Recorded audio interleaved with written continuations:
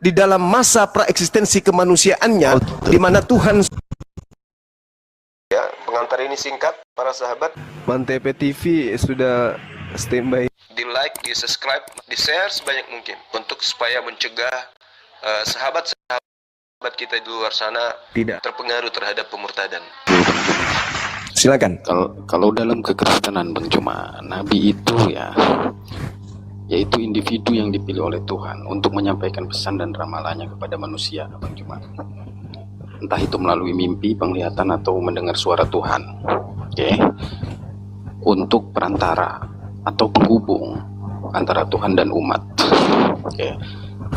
Kalau kita merujuk ke perjanjian lama, itu ada Elia, Yesaya, Yeremia, itu kan nabi juga. Memang seharusnya tidak boleh diakui oleh umat Kristen karena itu ada di perjanjian lama, karena umat Kristen menggunakan perjanjian baru.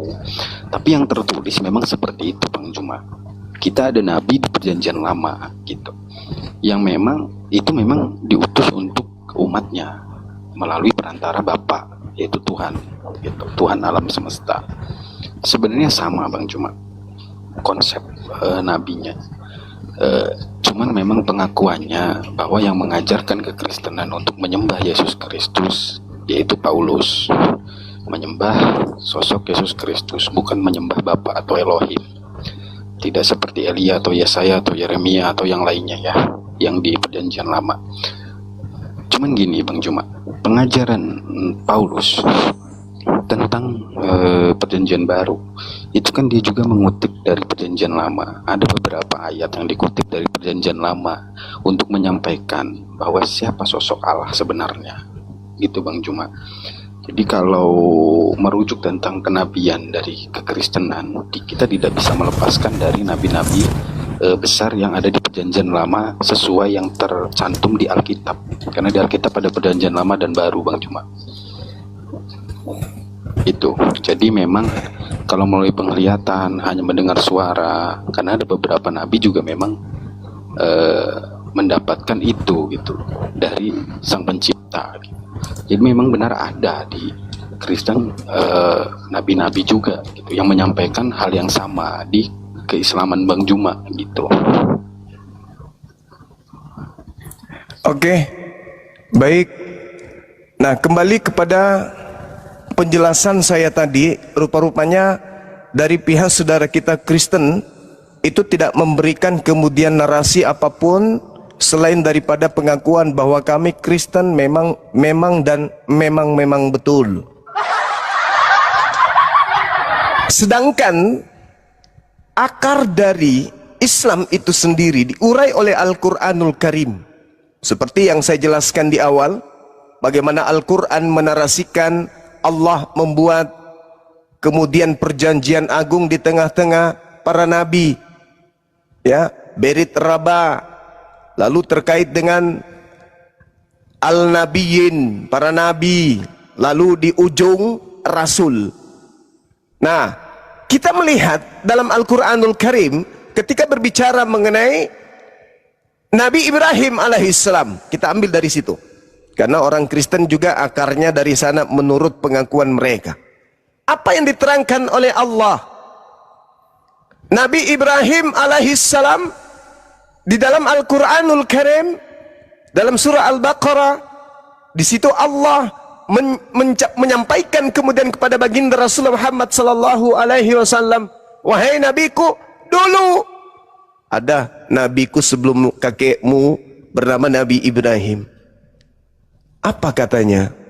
Rabbana wab'ats fihim rasulan minhum yatslu alaihim ayatika wa yu'allimuhumul kitaba wal hikmah wa yuzakkihim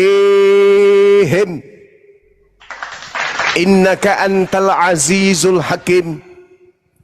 Nabi Ibrahim alaihissalam kemudian bermunajat, meminta kepada Allah Azza wa Jalla, ya Tuhan kami, utuslah di antara mereka seorang rasul dari kalangan mereka yang membacakan kepada mereka ayat-ayat-Mu, mengajarkan kitab suci dan hikmah kepada mereka, dan mensucikan mereka. Sesungguhnya engkaulah yang maha perkasa lagi maha bijaksana. Doa ini dikabulkan oleh Allah di dalam Al-Quranul Karim, surah Al-Jum'ah ayat 2. Kita baca sama-sama. Bismillahirrahmanirrahim. Huwallazi ba'atha fil ummiyin rasulan minhum yatslu alaihim ayatihi wa yuzakkihim wa yu'allimuhumul kitaba wal hikmah wa in kanu min qablu lafi dhalalim mubin. Dialah Allah yang mengutus seorang rasul. Yang tadi di perjanjian Barit Rabah tadi, itu Allah memperjanjikan praeksistensi kenabian, datangnya seorang rasul. Di abad yang ke-7, Allah subhanahu wa ta'ala mencanangkan apa yang menjadi perjanjian agung tersebut untuk terrealisasi. Huwallazi ba'atha fil ummiyin rasulan minhum yatslu alaihim ayatihi wa yuzakkihim wa yu'allimuhumul kitaba wal hikmah wa in kanu min qablu lafi dhalalim mubin. Dialah Allah yang mengutus seorang rasul kepada kaum yang buta huruf dari kalangan mereka sendiri, yang membacakan kepada mereka ayat-ayat mereka, ayat-ayat Allah, mensucikan mereka serta mengajarkan kepada mereka kitab Al-Quran dan hikmah sunnah, meskipun sebelumnya mereka benar-benar dalam keadaan kesesatan yang nyata.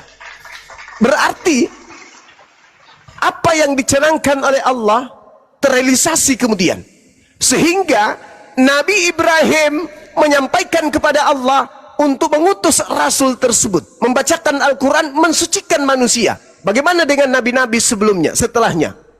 Wow, kita loncat kepada Nabi Isa alaihissalam. Apa kata Nabi Isa alaihissalam?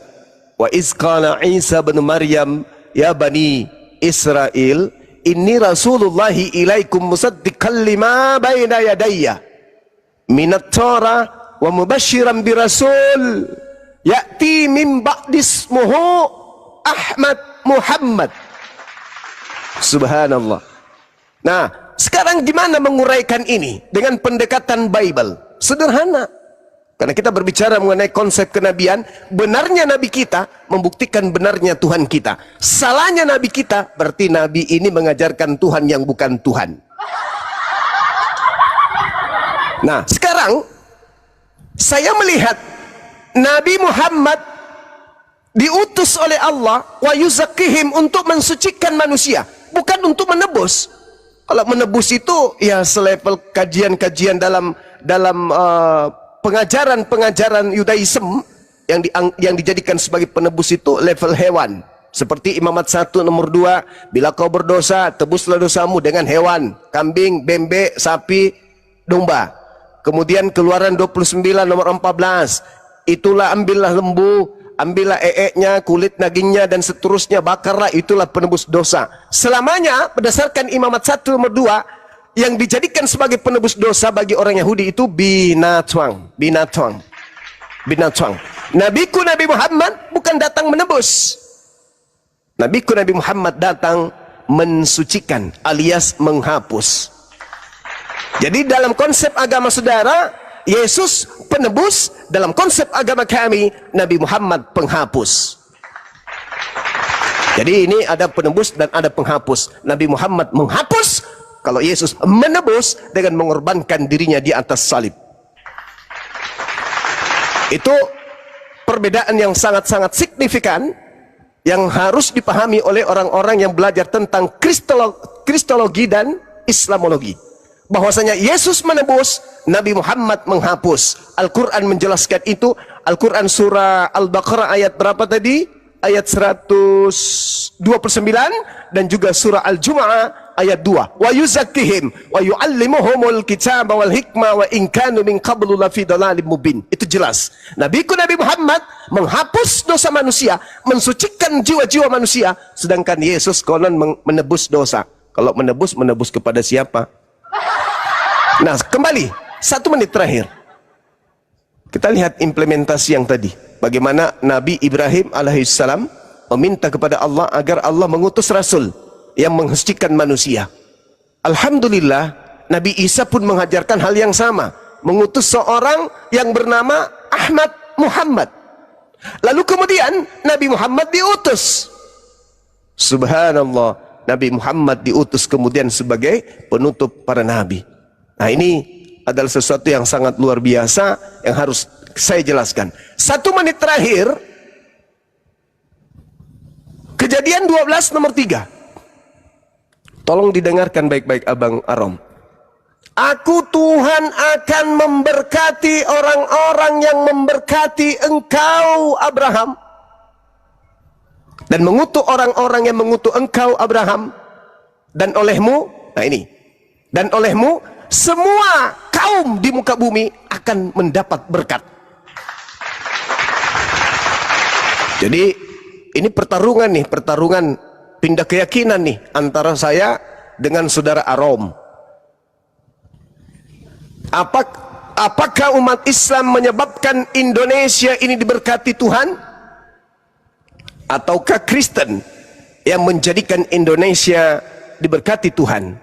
Berdasarkan Kejadian 12 nomor 3, aku Tuhan akan memberkati orang-orang yang memberkati engkau, dan mengutuk orang-orang yang mengutuk engkau Abraham, dan olehmu semua kaum di muka bumi akan mendapatkan berkat. Di dalam kaidah Islam, setiap umat Islam itu sholat, mereka kemudian melakukan pemberkatan kepada Nabi Ibrahim alaihi salam. Diterangkan dalam sholatnya umat Islam, kama sallaita ala Ibrahim wa ala ali Ibrahim wa barik ala Muhammad wa ala ali Muhammad kama barakta ala Ibrahim wa ala ali Ibrahim. Ini bacaan yang dibaca setiap umat Islam salat. Berapa kali Islam salat dalam sehari? Minimal 5 kali. Berapa kali umat Islam melakukan pemberkatan kepada Abraham dalam sehari? Minimal 5 kali dalam sehari. Ya Allah, limpahkanlah rahmat kepada Nabi Muhammad sebagaimana pernah engkau beri rahmat kepada Nabi Ibrahim dan keluarganya, dan limpahkanlah berkat atas Nabi Muhammad beserta keluarganya sebagaimana engkau memberi berkat kepada Nabi Ibrahim dan keluarganya. Subhanallah.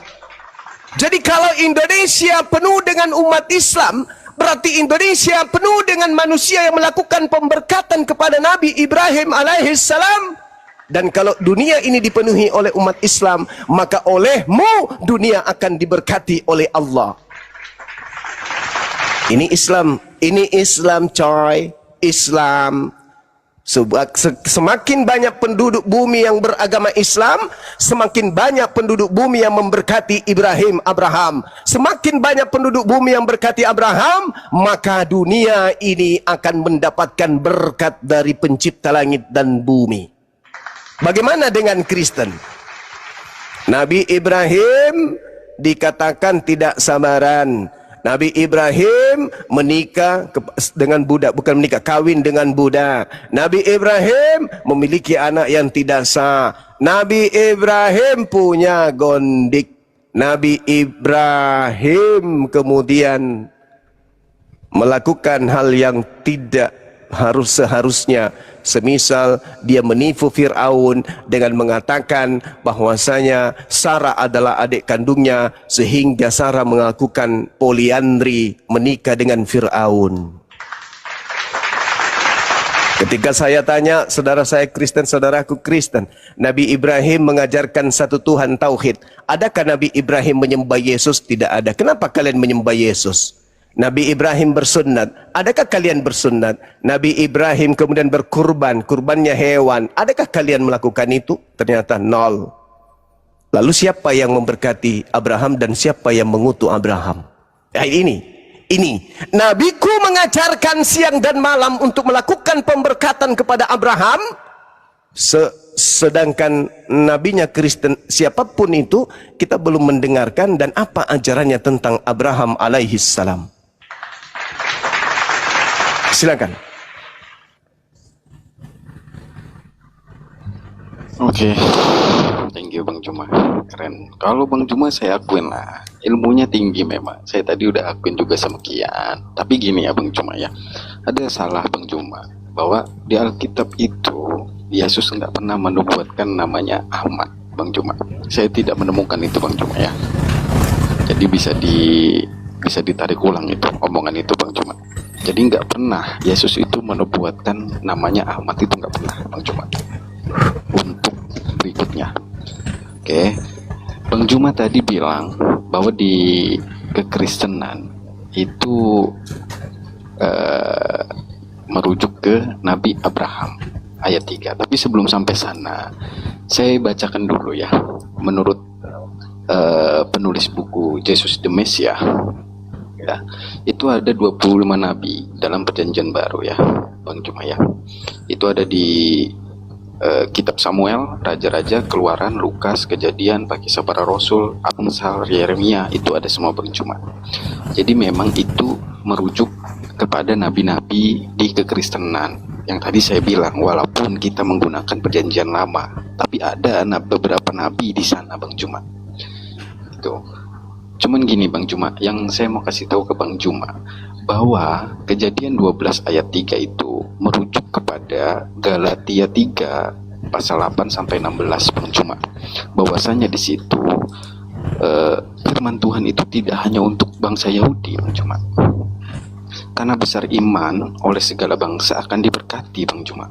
Jadi nggak hanya untuk orang Yahudi Bang Juma. Kalau kita merujuk ke kejadian 12 ayat 3, memang untuk seluruh bangsa Bang Juma firman Tuhan itu.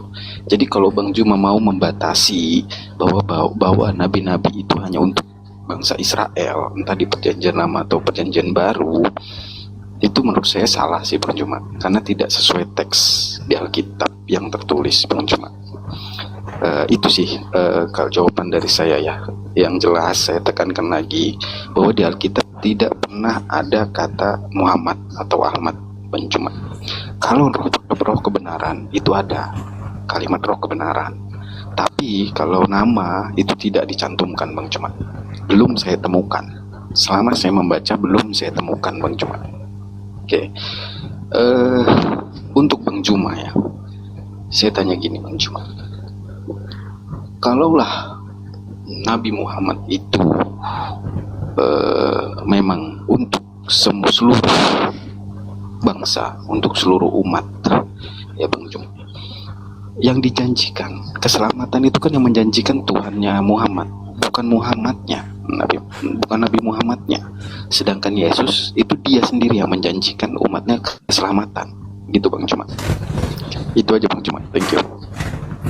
Oke, baik. Saya ambil dari belakang. Yesus sendiri yang menjanjikan. Oke, kita lihat Yohanes 14 nomor 24. Firman yang kau dengar dari mulutku itu bukan dari aku, tapi dari siapa?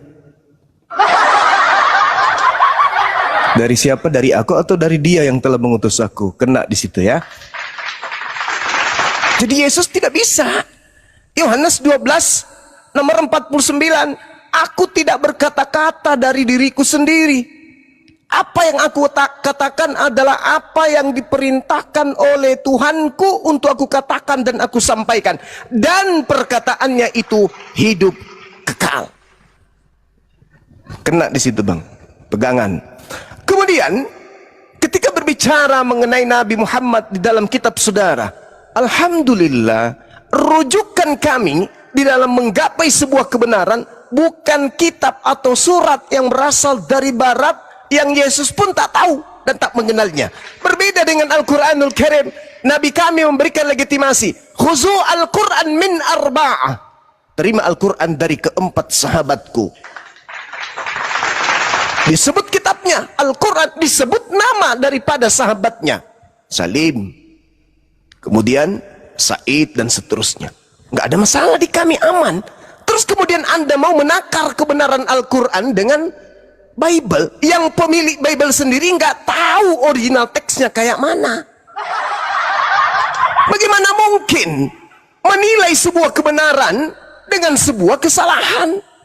Tidak akan mungkin itu terjadi. Yang ada adalah kesalahan ditumpuk dengan kesalahan, lalu disuarakan sebagai sebuah kebenaran.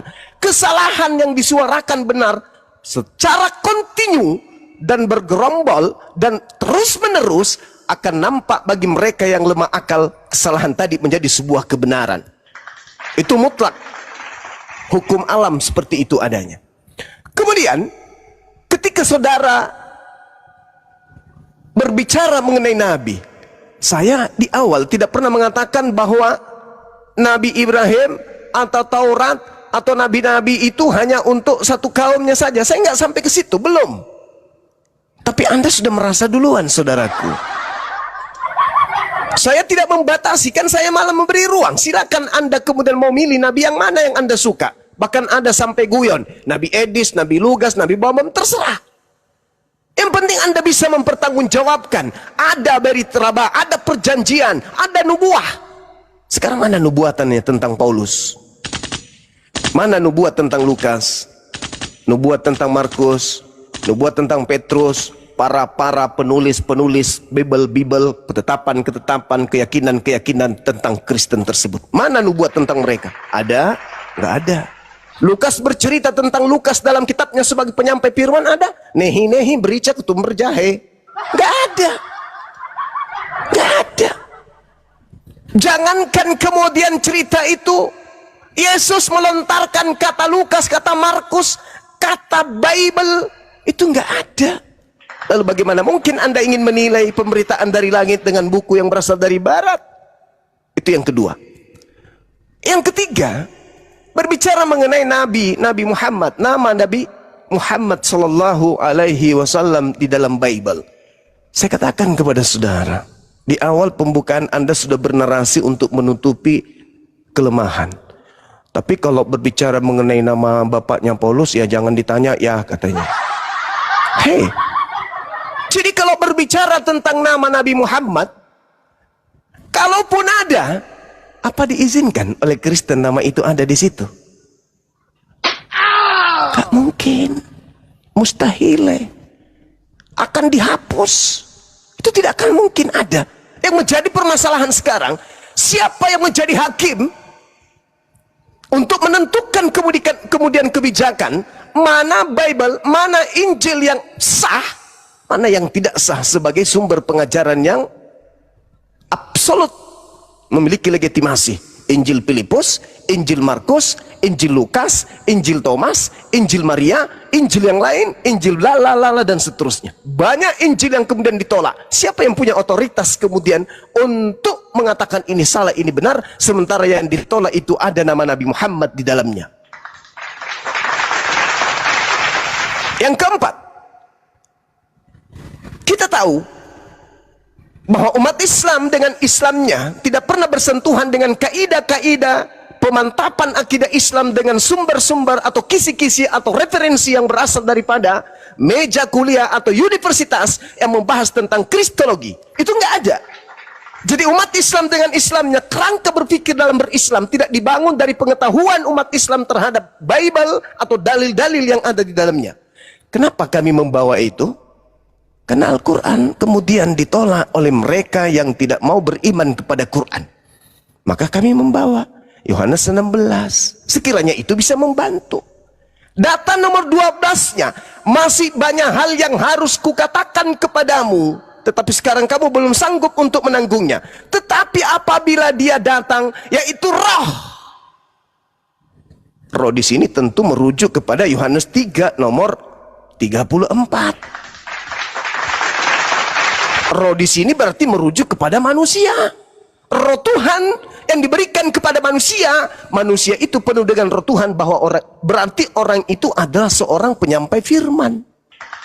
Berarti kata Yesus dalam kitab saudara, masih banyak hal yang harus kukatakan kepadamu, tetapi sekarang kamu belum dapat menanggungnya. Tetapi apabila ia datang, berarti oknum lain, pribadi lain, manusia lain di luar Yesus, dialah yang akan memimpin kamu ke dalam seluruh kebenaran, sebab ia tidak akan berkata-kata dari dirinya sendiri, tetapi segala sesuatu yang didengarnya, itulah yang akan dikatakannya, dan ia akan memberitakan kepadamu hal-hal yang akan datang.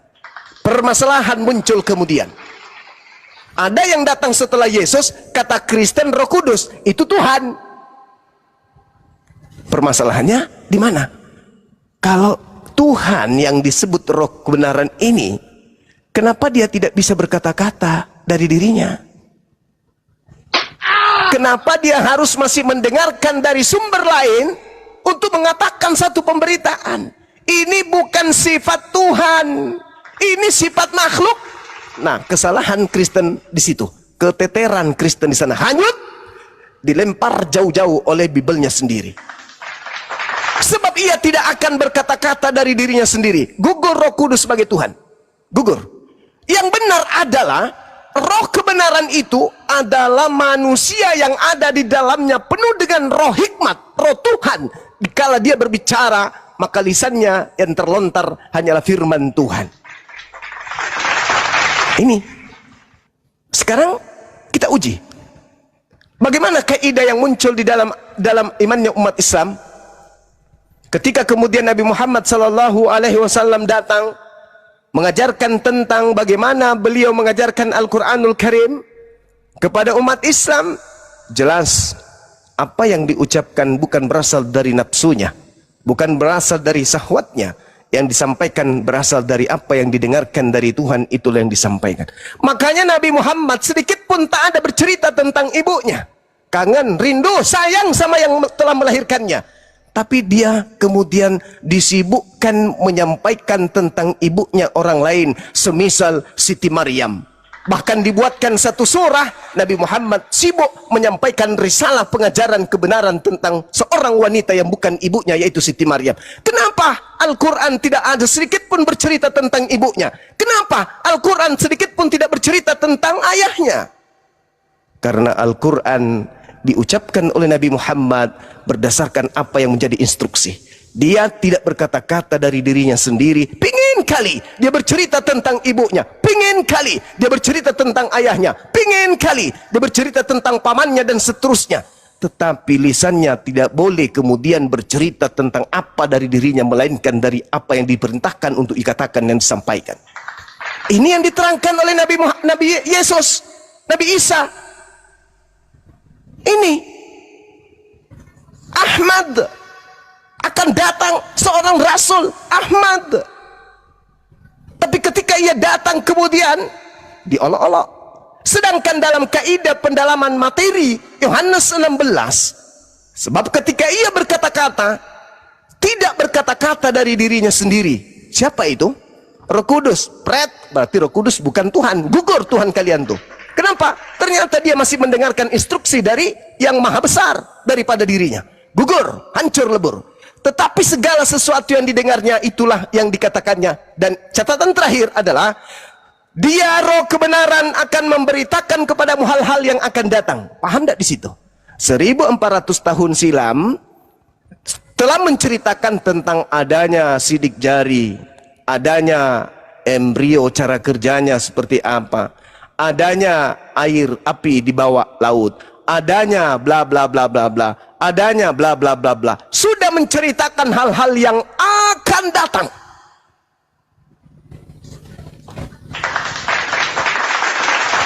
Artinya yang diceritakan hari itu ketika ia bercerita akan terbukti di masa depan. Dan itulah Al-Quran yang terlontar dari mulut Nabi Muhammad, yang tidak bercerita dari dirinya sendiri, tetapi segala sesuatu yang didengarkan dari Roh Kudus, itulah yang disampaikan si roh kebenaran. Kembali kepada pertanyaan saya, saudaraku, yang tadi mudah-mudahan masih diingat. Adakah perjanjian agung di dalam kitabnya Yahudi atau di kitab manapun yang menceritakan tentang nabinya atau rasulnya orang Kristen, yaitu Paulus? Silakan. Kalau materi yang saya agak berat, sampaikan agak berat biar kita turunkan levelnya. Silakan. Oke, Bang Juma ini terlalu menyudutkan kalau menurut saya ya, terlalu mengintimidasi, seolah-olah tidak mampu menjawab ya. Bang Juma ya, saya membaca Alkitab ya Bang Juma ya. Jadi dari Kejadian sampai Wahyu saya baca sampai Wahyu. Jadi gini Bang Juma, untuk menjawab di mana nubuatan tentang Paulus, Nabi Paulus? Kalau berdasarkan ayat yang tadi saya bilang, untuk menjadi seorang nabi itu melalui mimpi, melalui suara yang datang, melalui penglihatan, dan itu memang terjadi pada saat Paulus akan melakukan perjalanan ke Damsyik di padang gurun. Itu kan terjadi, sudah terjadi, dan di beberapa bilik pun dia mendapatkan suara firman, itu sudah terjadi. Kalau untuk nama, penubuatan tentang namanya Paulus sendiri memang tidak ada tertulis. Oke. Yang kedua, Bang Juma tadi jawab bahwa Yesus itu hanya jalan dan yang maha besar Bapa. Kan saya sudah bilang bahwa memang Bapa di surga itu sang sumber, sang maha pencipta, pencipta langit dan bumi. Cuman gini Bang Juma, perkataan Yesus di dalam Yohanes 14 ayat 6 itu kan tidak terjadi kepada Muhammad mengatakan seperti itu juga. Hanya Yesus yang mengatakan itu Bang Juma. Jadi menurut saya Bang Juma udah salah paham di sini. Bahwa saya setuju yang maha besar, yang maha tinggi itu Bapa. Yesus sebagai perantara tidak akan sampai kepada Bapa jika tidak melalui aku. Apakah Muhammad pernah bilang begitu? Kan enggak juga. Muhammad hanya bilang, inilah agama yang diridhoi, yaitu Islam, tapi tidak memberikan keselamatan, bahwa selamat itu melalui dia. Itu enggak Bang Juma ya. Perkataan itu enggak tertulis, gitu loh Bang Juma. Oke. Kemudian lanjut. Ditanggapi, silakan. Oke, baik. Mic-nya Pak Arum, nanti mic-nya agak dikondisikan. Apa dulu Gurunda? Oke. Saudaraku, Al-Quran datang di abad ke-7 menyatakan kepada kami umat Islam, jangan umat Islam yang ada di Indonesia deh, yang ada di zaman Nabi Muhammad, yang jahil, yang kepadanya tak ada nabi diutus, yang padanya tak ada kitab suci. Disampaikan Al-Quran kepada mereka. Apa narasi Quran? Bismillahirrahmanirrahim. Walaqad ahzallahu mitsaqa bani Israil. Sungguh aku Allah benar-benar mengambil perjanjian dengan Bani Israel. Wa ba'atsna minhum 12 naqiban. Dan aku Allah pencipta langit dan bumi telah mengangkat 12 orang pemimpin di antara mereka. Orang-orang Quraisy, orang-orang Arab, umatnya Nabi Muhammad yang bakal jadi umatnya pada saat itu hanya bisa usap dada. Oh, lagi-lagi Israel terus, Bani Israel. Mentang-mentang kita ini jahiliyah, hidup di zaman yang tidak ada peradaban, kita nggak pernah dianggap. Pencipta kita hanya memuliakan, hanya mengagungkan kemudian Bani Israel. Lalu Allah mengatakan, wa qalallahu inni ma'akum. Semakin terenyuh hati orang-orang jahiliyah. Malah pencipta kita bersama dengan Bani Israel, sementara kita hanya bersama dengan berhala-berhala yang tak sanggup apa-apa ini. Tapi Allah menghibur dengan diutusnya Nabi Muhammad. Bukan menghibur hanya kepada bangsa jahiliyah, tapi menghibur alam semesta. Ayat selanjutnya mengatakan, ya ahlal kitab, wahai ahli kitab yang tadinya aku bersama dengan kalian, yang tadinya aku utus 12 raja pemimpin di tengah-tengah kalian. Qad ja'akum rasuluna. Kembali kepada yang tadi Al-Quran surah Ali Imran ayat 81. Allah membuat berita raba, perjanjian agung akan mengutus seorang rasul penutup. Rasuluna yubayyinu lakum katsiran mimma kuntum tukhfuna minal kitab wa ya'funa an katsir. Qad ja'akum minallah nur wa kitabum mubin. Wahai ahli kitab, yang dimaksud di sini adalah yang tadi, yang 12 suku ini, yang dikasih kemudian kemuliaan. Allah bersama dengan dia sampai kepada tetes-tetes terakhir Yesus. Jalan kebenaran yang percaya akan selamat bla bla bla bla bla sampai pada titik itu. Meskipun pada akhirnya ajaran Yesus pun kemudian dipalingkan kembali. Lalu Nabi Muhammad diutus sebagai rasul dalam perjanjian Bait Raba, perjanjian agung yang tadi seorang rasul kepada bumi ini datang. Apa kata Allah kepada Bani Israel? Ya ahlal kitab, Qad ja'akum rasuluna yubayyinu lakum katsiran mimma kuntum tukhfuna minal kitab wa ya'funa an katsir. Anda mengatakan mana Nabi Muhammad mengatakan akulah jalan, akulah jalan. Bang, jalan untuk Bani Israel setelah Nabiku datang itu sudah tertutup. Udah tertutup, gak ada lagi. Malah mereka diajak, diperintahkan untuk ikut kepada Nabi Muhammad. Ini ayatnya. Wahai ahli kitab, sungguh Rasulku telah datang kepadamu menjelaskan banyak dari isi kitab yang kamu sembunyikan. Sampai-sampai Kristen hanya mendapatkan terjemahan-terjemahan doang, karena kau sembunyikan original teksnya. Dan membiarkan yang lain untuk tidak dijelaskan. Sungguh dia, Nabiku Muhammad, datang kepadamu berupa cahaya dariku. Dan kitab yang dibawa itu adalah kitab yang menjelaskan. Yahdi bihil lamanit tabaridwanahu subulas salam. Dengan Al-Quran yang dibawa oleh Rasulku Nabi Muhammad, aku pencipta langit dan bumi yang dulu pernah bersama dengan Bani Israel, akan menunjukkan kepada manusia-manusia yang mengikuti ridhanya menuju kepada jalan keselamatan, mengeluarkan manusia dari berbagai kegelapan dan menuju kepada cahaya dengan izinnya, dan menunjukkan manusia kepadanya jalan yang lurus. Tertutup sudah Bani Israel, udah selesai zamanmu. Sekarang sudah datang Rasulku menunjukkan kepada siapapun yang mengikuti keridaanku kepada jalan keselamatan, mengeluarkan siapapun dari berbagai kegelapan menuju cahaya dengan izinku, dan menunjukkan siapapun kepada jalan yang lurus dengan mengikut kepada baginda Rasulullah Muhammad sallallahu alaihi wasallam. Ada yang bertahan, oh enggak mau, kami enggak mau.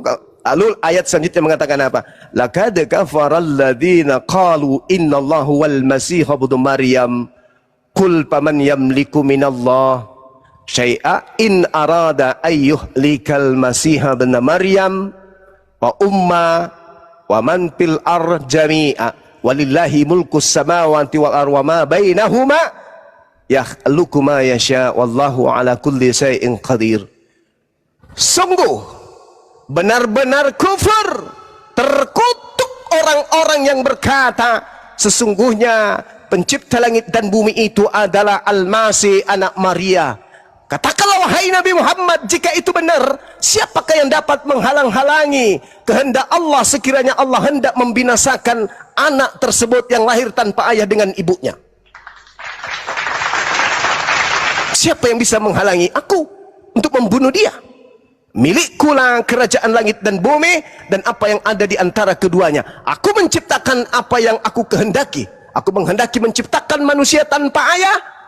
Aku menciptakan manusia tanpa ayah dan ibu. Aku menciptakan manusia tanpa ibu. Aku bisa. Walillahi mulkus samawati wal ar wa ma bainahuma yakhluqu ma yasha. Apapun bisa aku ciptakan seperti apa yang aku kehendaki. Itulah yang terjadi. Jadi salah ketika ada orang kemudian dihentikan ajaran yang datang kepada kaum Israel, lalu membuat kemudian Nabi terakhir yang diutus kepada mereka menjadi Tuhan.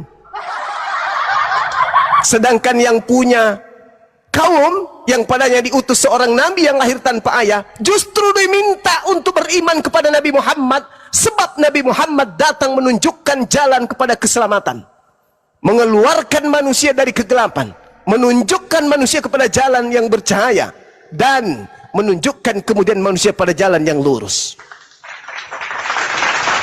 Kembali kepada pertanyaan, saya kasih soalan supaya Anda boleh bertanya kepada saya pun boleh bertanya. Di dalam kitab Mazmur, data nomor Mazmur 58, data nomor 4 dan 5, di situ dikatakan begini. Sejak lahir orang-orang fasik telah menyimpang. Sejak dari kandungan ibunya pendusta-pendusta itu telah sesat. Pertanyaan saya, di sini Tuhan mengatakan penyesat itu sejak dalam kandungan ibu sudah tercetak. Ada pengakuan Paulus mengatakan aku dipilih dari sejak dalam kandungan ibuku. Pertanyaan saya sederhana. Paulus dipilih sebagai apa dari sejak kandungan ibunya? Ingat, di dalam Mazmur 58, penyesat itu sudah dipilih dari sejak dalam kandungan ibunya. Paulus mengaku, aku dipilih sejak dalam kandungan ibuku. Kalau Anda ingin mengatakan dia dipilih sebagai nabi, sebagai rasul dari sejak dalam kandungan ibunya, kenapa dia tidak mendampingi Yesus pada saat Yesus penginjilan? Sebagaimana Harun mendampingi kemudian Nabi Musa alaihissalam. Kenapa Paulus yang dipilih dari sejak dalam rahim ibu sebagai nabi dan rasul tidak mendampingi Yesus, malah menjadi musuh Yesus? Atau benar yang dikatakan Mazmur 58, penyesat sudah dipilih dari sejak dalam kandungan ibunya? Silakan Anda jawab sekali lagi. Kalau tidak ada nubuatan tentang Paulus, minimal saya tunjukkan satu nubuat. Mazmur 58 nomor 4, ada penyesat dipilih dari sejak dalam rahim ibu. Paulus mengaku dipilih dari sejak dalam rahim ibunya. Pertanyaan saya, Paulus dipilih sebagai apa dari sejak dalam rahim? Silakan. Oke, Bang Juma, thank you. Ini langsung ke pertanyaan Bang Juma ya. Bang Juma bawa data Mazmur 58. Oke, Mazmur 58 itu Bang Juma harus tahu dulu. Itu kan dari atasnya, dari data nomor satunya. Itu kan miktam dari Daud. Sungguhkah kamu memberi keputusan yang adil, hai para penguasa? Ini kan untuk penguasa, Bang Juma. Ini untuk penguasa, Bang Juma. Penguasa-penguasa, Bang Juma. Bukan untuk Paulus. Beda itu, Bang Juma. Jangan dibawa ke sana, oke? Jadi gini, Bang Juma ya. Jauh banget kalau bawa Mazmur, Bang Juma, untuk lari ke Paulus, karena itu udah melenceng jauh, Bang Juma ya. Memang perkataan Paulus ada bilang bahwa dia dipilih oleh Elohim dari kandungan, oleh Yesus Kristus dari kandungan. Gini Bang Juma ya, Paulus datang itu memang sudah tidak ini lagi ya, karena memang itu pada saat pertobatan dia ya, karena itu dia bertobat setelah bertemu Yesus di padang gurun. Kalau sebelumnya ya memang dia pembunuh ya, saya akuin dia pembunuh. Cuman gini Bang Juma ya, kita masih bahas tentang kenabian. Oke, kita sandingkan Nabi Muhammad dengan Yesus ya. Saya bilang Bang Arum, mic-nya dikondisiin Bang Arum. Mic-nya makin jauh, terus jangan terlalu dekat ke. Oke. Udah aman ini? Aman ya. Oke. Jadi gini Bang Juma, kalau kita melihat perbandingan antara Yesus Kristus dan Muhammad, setahu saya ucapan keselamatan itu hanya di Yesus. Saya membaca juga beberapa data hadis di Al-Quran yang menjanjikan keselamatan itu Allah, yaitu Tuhan, bukan Nabi Muhammad. Nabi Muhammad hanya penyampai firman dan menginformasikan bahwa agama yang diturunkan gitu ya. Agama yang diturunkan dia yaitu Islam untuk keselamatan, agama keselamatan yaitu Islam. Tapi Nabi Muhammad sendiri tidak pernah bilang bahwa dia adalah keselamatan, dia akan menyelamatkan manusia, itu nggak pernah. Tapi inilah agama yang benar, yaitu Islam, untuk menuju keselamatan kepada Allah, yaitu beragama Islam dengan mengakui Tuhan itu satu dan Muhammad utusannya. Tidak pernah Muhammad bilang dia akan menyelamatkan, itu nggak pernah Bang. Saya belum temuin Bang kalimat dari Muhammad sendiri. Jadi kalau bawa Mazmur Bang, itu kejauhan Bang. Abang harusnya nggak bawa itu. Kita coba buka di bentar ya. Kita buka di 2 Tesalonika Bang. Sama ada beberapa juga Wahyu, di kitab Wahyu, karena disitulah cerita tentang Paulus Bang. Jangan ke Mazmur itu beda Bang. Kan saya udah bilang Paulus itu Rasul, bisa disebut juga Nabi, karena ada yang menyebut dia Nabi. Itu Bang, beda nubuatannya Bang Cuma. Silakan. Oke, baik. Ini disaksikan ribuan mata memandang, Anda mengatakan janganlah dari Mazmur. Saya membahas Al-Quranul Karim masa praeksistensi kenabian. Itu yang kuminta. Lalu Paulus pun mengatakan hal yang sama. Aku dipilih dari sejak dalam rahim ibu. Pengakuan. Anda mengatakan itu untuk penguasa. Anda membaca sepintas sih soalnya. Begitu saya baca data, Anda langsung buka, Anda lihat apa yang harus saya akali di sini. Paulus itu penguasa. Sampai dia pengikutnya 2 miliar lebih. Dia diutus sebagai apa? Sebagai rasul, sebagai nabi. Oleh siapa? Oleh yang di belakangnya yang mengaku Yesus Kristus. Dia penguasa. Makanya Yesus mengatakan penguasa dunia telah datang dan sedikit pun tidak berkuasa atas diriku. Berarti ada penguasa dunia. Siapa mereka? Yang menjaring manusia dalam nama Yesus Kristus. Makanya Yesus mengatakan waspadalah kepada penjaring yang akan menyesatkan. Dengan memakai namaku dia akan menyesatkan banyak orang. Harus terimplementasi dalam kehidupan kita sebagai anak keturunan Adam. Adanya kelompok mengatasnamakan Yesus Kristus. Coba Anda lihat telah lagi. Sejak lahir orang-orang fasik telah menyimpang.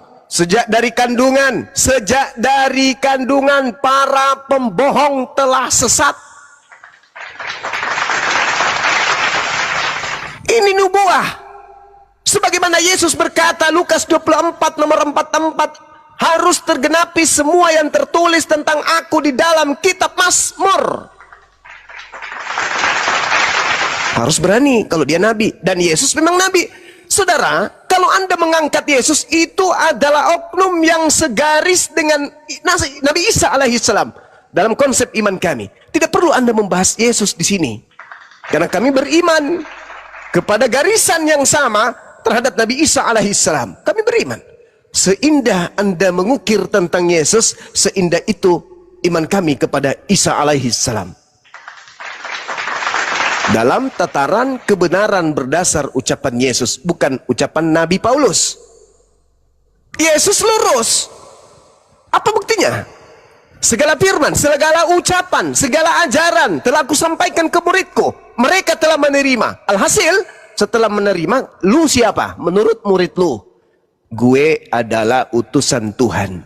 Menurut siapa? Menurut aku, lalu menurut Tuhanku, lalu menurut muridku. Udah selesai. Titik. Tidak usah diganggu itu.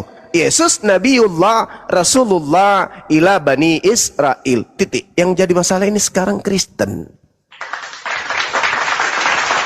Paulus pendiri agama Anda berkata di dalam kitabnya Galatia 1 nomor 15, tetapi waktu dia yang telah memilih aku sejak kandungan ibuku memanggil aku oleh kasih karunia-Nya. Ini yang memilih Paulus dari sejak dalam kandungannya ini yang harus Anda jelaskan. Siapa yang memilih Paulus ini dari sejak dalam kandungan ibunya, dan dia dipilih sebagai apa? Dia harus jelas. Harus jelas kemudian. Dia dipilih sebagai apa? Karena dia yang menerangkan dirinya dia sendiri. Di dalam Mazmur ada tertulis, penyesat, penipu, pendusta itu sudah dipilih dari sejak dalam rahim ibu. Jauh naik ke atas, Kejadian 49, ketika kemudian Yakub memanggil anaknya bernama Benyamin, apa kata Yakub? Benyamin, ya ayah, kelak laku keturunanmu seperti serigala, pagi hari merampas, sore hari membagikan hasil rampasan. Turun kepada Nabi Daud. Nabi Daud juga menjelaskan, dari sejak dalam kandungan penyesat dipilih. Turun kepada Paulus, dari sejak dalam rahim aku dipilih. Paulus keturunan siapa? Benyamin. Benyamin nubuatannya apa? Keturunannya serigala. Yesus mengajak muridnya menjauh dan waspada kepada siapa? Serigala. Serigalanya datang pada kapan? Abad berapa? Abad 1. Datang kepada siapa? Murid Yesus. Siapa yang datang kepada murid Yesus? Paulus. Siapa yang membawa-bawa Taurat punya orang Yahudi kepada non-Yahudi Roma Yunani? Paulus. Apa kata Yakub terhadap Benyamin? Anakmu, keturunanmu kelak akan berlaku seperti serigala, merampok lalu membagikan kepada bangsa lain. Terjadi enggak? Terjadi. Kejujuran yang kita minta, karena pertaruhannya pindah keyakinan katanya tadi. Saya di Japri ini ada debat pindah keyakinan. Wah, bagus itu. Tentang apa? Terserah. Mau tentang nasi goreng, nasi basi, terserah. Yang penting lawan saya berakal. Nah, sekarang permasalahannya adalah ketika saya membacakan sebuah data, Nabi Ibrahim alaihissalam berdoa kepada Allah agar menurunkan Rasul, mengajarkan, mensucikan manusia. Lalu kemudian di dalam kitab Kejadian 12 nomor 3, yang memberkati Abraham akan diberkati oleh Tuhan pencipta langit dan bumi, dan olehnya keturunannya kemudian diberkati bumi ini. Saya sudah jelaskan, Anda tidak nyinggung. Sekarang lari turun lagi ke bawah. Kita membahas tentang nubuah, tentang kenabian. Mana nubuatan tentang Paulus? Tak ada. Malah lari ke Tesalonika. Apa ini? Jadi, saudaraku, saya bukan mau menyudutkan, enggak. Tapi ini ranah diskusi. Sejatinya diskusi itu dibangun supaya ada manfaatnya buat kita. Setidak-tidaknya ketika Anda nanti di neraka, na'udzubillah min dzalik, saya doakan Anda semoga tidak ke neraka. Sekiranya Anda ke neraka, setidaknya Anda akan teringat dengan saudaramu Bang Zuma. Dulu ketika di bumi, saya pernah diingatkan oleh saudara Bang Zuma, tapi saya tidak peduli. Saya gengsi dengan itu. Nah, sekarang permasalahannya sangat tipis sekali. Sederhana sekali. Dudukkan perkara pengakuan Yesusnya. Aku dipilih dari sejak dalam rahim ibu. Dipilih sebagai apa? Dan siapa yang memilihmu? Itu aja dulu. Kalau dia dipilih dari sejak dalam rahim ibunya, berarti sudah ada ungkapan-ungkapan sebelumnya. Mana ungkapan Musa? Mana ungkapan Nabi Ibrahim, Nabi Daud, Salomo? Mana tentang dia? Dek Nara. Lalu kita ingin percaya begitu aja. Bagi orang yang berakal itu adalah sebuah kemustahilan. Silakan saudara kembali ke pertanyaan saya untuk yang keempat kalinya. Paulus yang memilihnya dari sejak dalam kandungan ibunya itu sopo dan dipilih sebagai siapa? Dipilih sebagai apa? Silakan. Ya, sebelum ke Arom, teman-teman jangan menghujat Arom ya. Kalau Arom dapat hidayah, kalian dosa kalau nggak minta maaf. Ya, kalian dosa kalau nggak minta maaf. Ustadz Alif, Pak Desugi, Assalamualaikum warahmatullahi wabarakatuh. Ya, silakan Pak Arom. Waalaikumsalam warahmatullahi wabarakatuh. Waalaikumsalam warahmatullahi wabarakatuh. Gurundaku dan adindaku. Masya Allah, lanjut. Siap, lanjut. Oke, Bang Juma. Gak ada juga yang minta Bang Juma untuk percaya ya, untuk mempercayai Alkitab itu nggak ada juga. Kita kan diskusi ya Bang Juma ya, saling menjaga kesucian agama masing-masing ya, kesucian dari Alkitab masing-masing. Gini Bang Juma harus tahu beberapa ayat di Alkitab bahwa penyesat itulah orang yang antikristus, yang tidak mengakui Yesus datang sebagai Kristus. Itulah penyesat Bang Juma. Tidak tertulis di situ penyesat itu Paulus, tidak tertulis Bang Juma. Karena itu hanya narasi-narasi aja itu menurut saya Bang Juma. Kalaupun ada di Perjanjian Lama juga tidak tertulis bahwa penyesat itu Paulus. Itu nggak tertulis Bang Juma ya. Kalau Bang Juma tanya sejak dalam kandungan dia dipilih sebagai apa? Ya dia dipilih sebagai penyampai firman untuk nantinya sampai akhir hayatnya gitu loh. Tetapi memang sebelum mendapatkan pertobatan itu memang ada Paulus melakukan sesuatu di mana melakukan pembunuhan untuk pengikut-pengikut Yesus Kristus. Itu memang cuman setelah pertobatan bertemu dengan Yesus Kristus, dia menyampaikan firman Bang Juma. Menyampaikan firman sampai dia mati gitu Bang Juma ya. Jadi memang dia memang sudah dipilih dari kandungan untuk menyampaikan firman sampai mati Bang Juma. Itu jawaban saya Bang Juma ya. Jadi kalau untuk penyesat itu Bang Juma tertulis di Alkitab bahwa penyesat itu yang antikristus Bang Juma. tidak tertulis di situ nama Paulus, Bang Juma. Oke. Oke. Saudaraku, yang namanya nubuat itu tidak menyebut nama emang. Kalau dia menyebut nama itu bukan nubuat. Bang Juma tadi bilang ada nama Ahmad juga dinubuatkan. Gimana? Namanya Ahmad. Bang Juma tadi bilang dinubuatkan namanya Ahmad, berarti nyebut nama juga. Nabi Isa alaihissalam menceritakan tentang sifat dalam Al-Quran surah As-Saff. Oknumnya Nabi Muhammad, sama seperti roh kebenaran, karakter. Siapa yang memiliki karakter sebagai roh yang membawa kebenaran? Nabi Muhammad. Lalu kemudian saudara, ketika kita berbicara tentang antikristus, Anda mengatakan itu tadi. Jadi kita kemana-mana ini terkait tentang tidak disebutkan sebuah nama, lalu Anda mengatakan dia dipilih. Di mana dia dipilih? Siapa yang memilihnya dan dipilih sebagai apa? Antikristus itu pertama harus dipahami dulu, Kristus itu apa. Kristus misalnya air. Orang yang mengatakan air itu adalah pasir, berarti orang itu anti air. Dalam arti kata, dia anti terhadap air, dia benci terhadap air, sehingga air pun dikatakan pasir. Kalau ada yang mengatakan kemudian Kristus itu adalah Tuhan, berarti dia anti terhadap Kristus.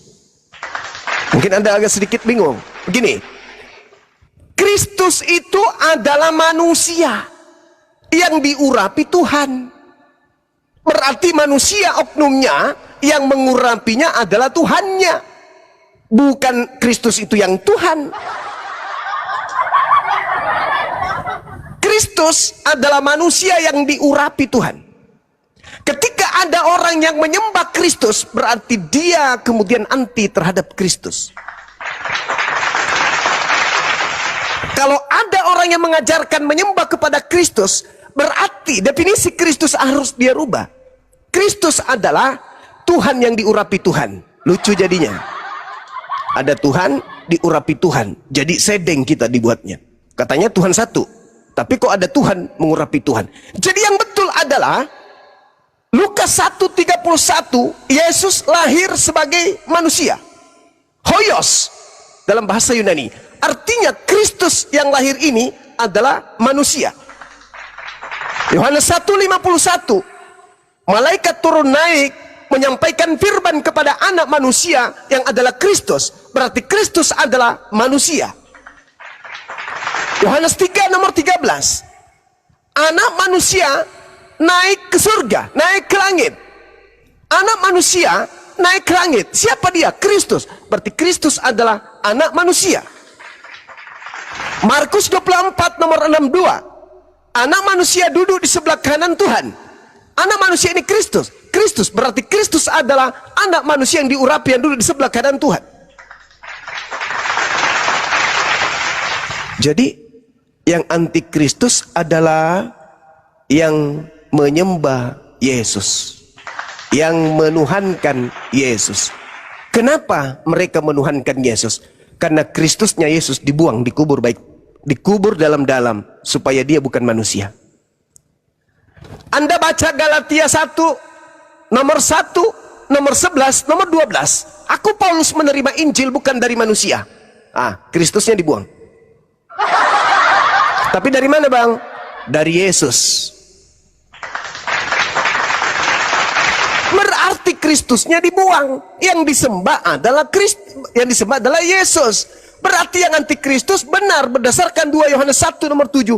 Penyesat, penipu, pembohong, planos, pergi ke seluruh dunia, tidak mengaku Yesus datang sebagai manusia. Itulah antikristus. Tanya Paulus, ya paman, yang datang kepadamu manusia atau bukan? Bukan. Lalu siapa? Yesus. Haha, kena deh. Gini Bang Juma, izin potong ya sebentar. Bang Juma kayaknya udah lari kemana-mana ini Bang Juma. Bang Juma ini nggak ngerti konsep ketuhanan di kekristenan. Mereka itu bukan seperti itu konsepnya Bang Juma. Kita tetap menyembah Bapa, Sang Sumber Bang Juma di gereja pun melalui Yesus Kristus Bang Juma. Memang benar penyesat itu yang tidak mengakui Yesus datang sebagai manusia. Itu memang datanya Bang Juma. Tapi nggak bisa Bang Juma menceng ke sana. Bilang umat Kristen sesat, menuhankan Yesus. Bang Juma nggak tahu konsep ketuhanan di dalam kekristenan gimana kan? Iya kan? Jadi gini Bang Juma, menurut hemat saya ya Bang Juma ya, dari umat-umat Kristen yang menuhankan Yesus bukan berarti dia tidak menuhankan Bapa Bang Juma. Bapa itulah sesembahan kami, Sang Sumber, Sang Pencipta. Dialah yang menjadikan semuanya Bang Juma. Yesus? Melalui Yesus. Ya, Yesus dilalui sebagai manusia atau sebagai Tuhan juga? Sebagai manusia kan datanya. Bukan Tuhan. Gini, Bang Juma kan sebentar dulu. Bang Juma kan bilang Kristen itu menyembah Yesus. Yesus itu perantara Bang Juma, yang dimaksudkan kami itu perantara di gereja kita. Tapi Tuhan juga. Tuhan Bapa lah, kita nyembah Bapa. Ini kan Bukan Yesus. Kita ngomong sembah kan Bang Juma. Ya, bukan Yesus. Kita ngomong sembah dulu kan ini. Tidak usah terlalu berbelit-belit. Yang kalian anggap Tuhan dan yang kalian ibadahi itu Yesus juga kan? Perantara. Maksudnya perantara itu jangan pakai tipuan dong. Maksudnya kami menyembah Bapa melalui menyembah Yesus, betul? Iya dong. Iya dong. Ah.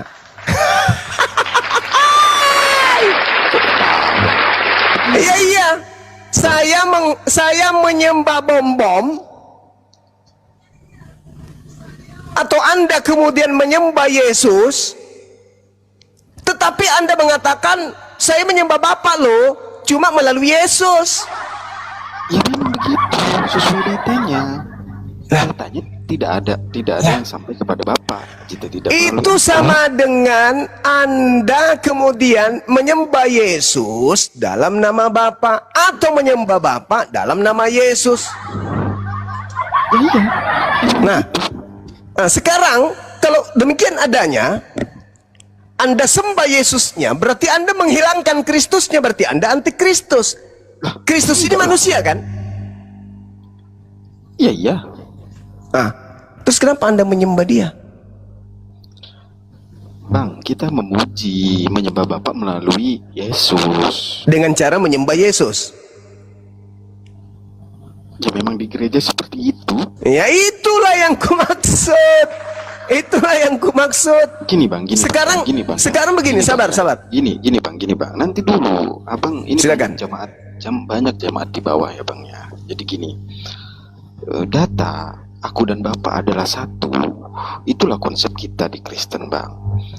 Baptis atas nama Bapa, Putra dan Roh Kudus, itulah konsep kita Bang. Oke.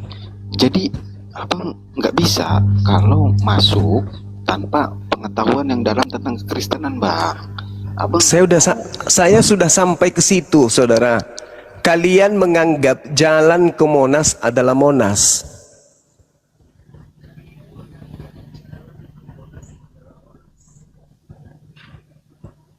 Itu tidak akan sampai kepada Monas tanpa melalui jalan.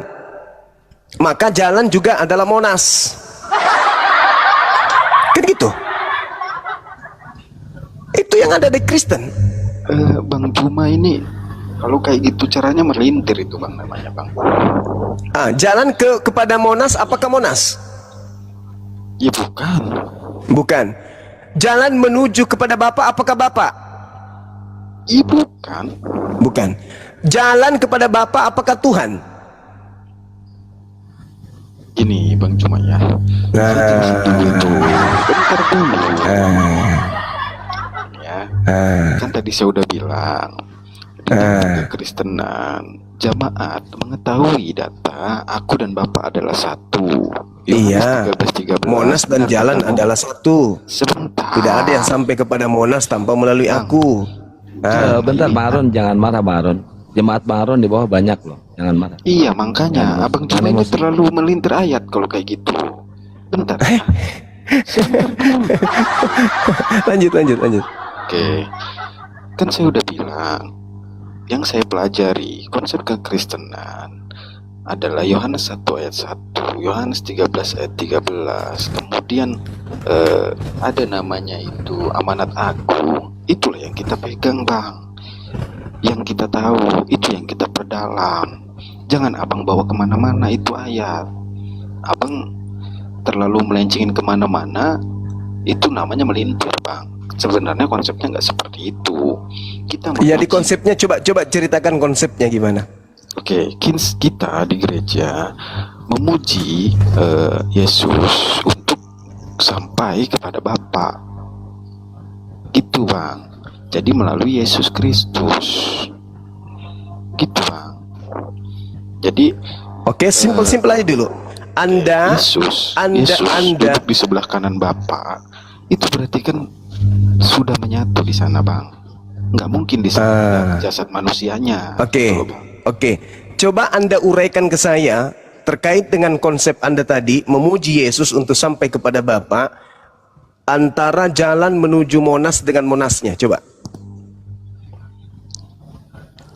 Kenapa jadi ke Monas sih, Bang?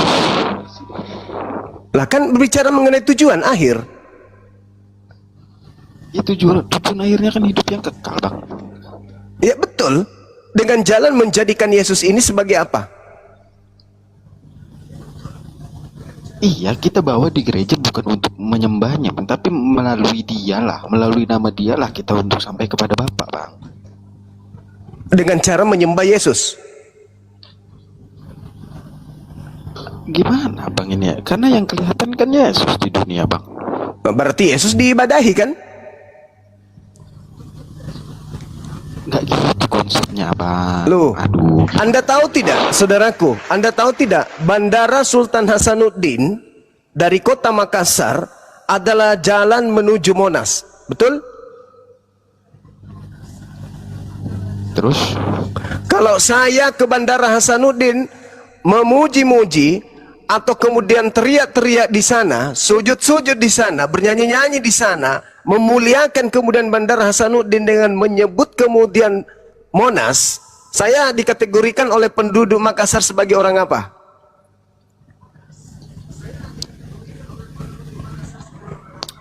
Abang bawanya jauh ininya. Enggak dong, justru itu sesederhana itu loh. Yesus itu manusia, hamba Tuhan, ciptaan Tuhan. Anda mengambil Yesus sebagai perantara menuju kepada Tuhan dengan konsep yang berbeda, dengan konsep yang salah. Kok konsep salah? Sekarang pertanyaan saya sesederhana itu. Ketika saya ke Bandara Hasanuddin, menganggap kemudian jalan menuju Monas harus melalui Bandara Hasanuddin. Saya menjadikan Bandara Hasanuddin itu sebagai jalan atau sebagai Monas?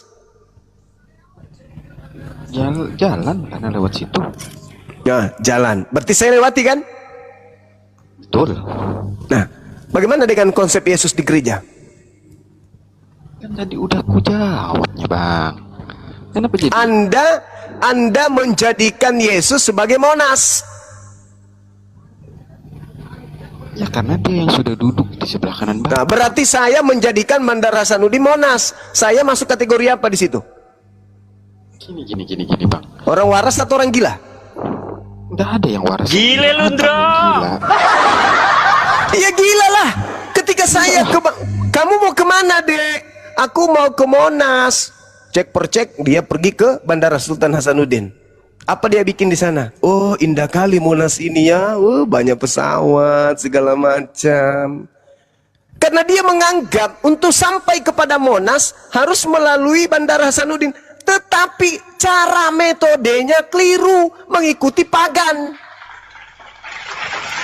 Harusnya ketika ketika dikatakan Bandara Hasanuddin jalan menuju kepada Monas dan sampai ke Monas tanpa melalui Bandara Sultan Hasanuddin, harusnya apa yang menjadi rambu aturan Bandara Sultan Hasanuddin, harus saya lewati aturan itu untuk sampai kepada Monas.